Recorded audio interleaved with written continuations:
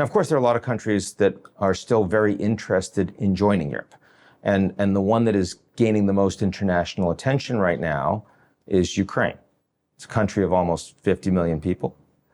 It's a reasonably so significant in terms of land, but also immense in terms of economic need. And at least my understanding is under the current rule set, if Ukraine were to join, every other country of the EU would suddenly become a net contributor to the budget. How do you deal with that? So, broad stroke, I am unequivocally of the belief that enlargement is a win-win. We had the same concerns when Poland joined. Mm-hmm. I remember these kind of arguments being made when Romania and Bulgaria joined.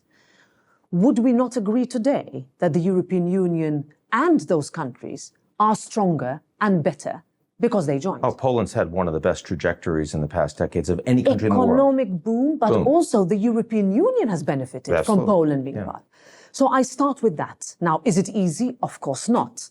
Would Ukraine have been on the enlargement path if Russia had not invaded it?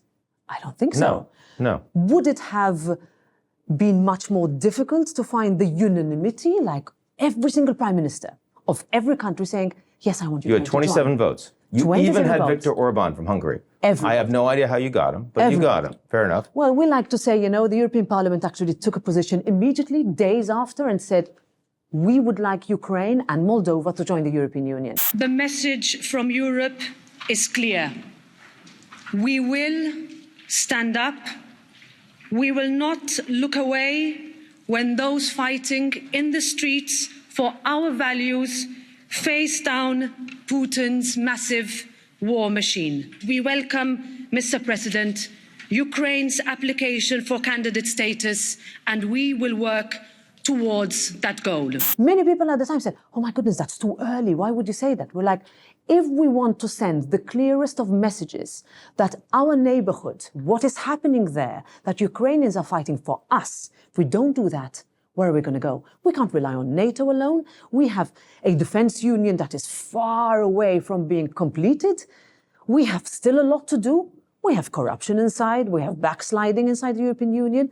But ultimately, a larger, more structured European Union is better than one that is not. Let me put Europe in broader context.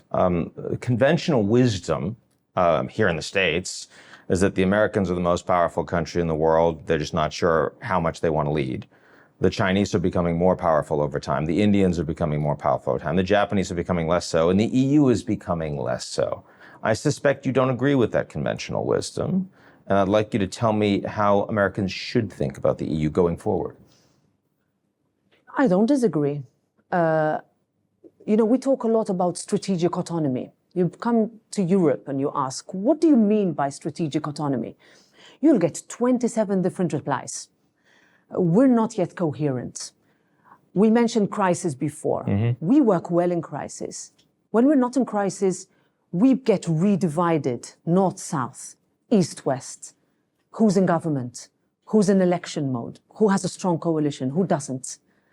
How do we deal with our neighborhood, immediate neighborhood? I come from the south of Europe. How do we talk to Africa? How have we talked to Africa over the past 10, 20 years? But when we're going to look at China and we're going to look at India, how are our relations with them?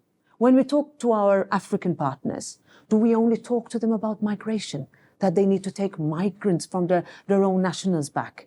We've had for so long debates where we look at our partners as though we need to talk at them and not talk with them. We wait until Spain holds the rotating presidency of the European Union to hold summits with Latin America.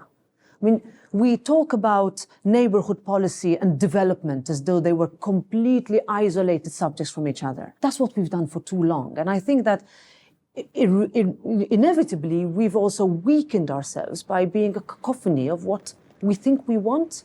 We still have not, as a European Union, become better as a whole than individual countries. And here I miss the United Kingdom in the European Union. At the time, you'd have the United Kingdom leading these debates. We missed that, to be clear. I missed that. Yeah. And I missed that because you have countries that have a responsibility and have shown us how you can be better, how you can create partnerships, but by bringing everybody up. And, we have a lot of countries who tell us, listen, you're telling us what to do. Have a look in your own backyard, in your own countries. We make it so difficult, we were talking about Ukraine before, for countries to join the European Union, but they will let the countries that are inside the European Union do whatever they like. We don't have rules to make sure that our basic tenets, fundaments of democracy work, that elections are proper, that judiciary is protected, that minorities are protected. We still don't do that, and that's a problem.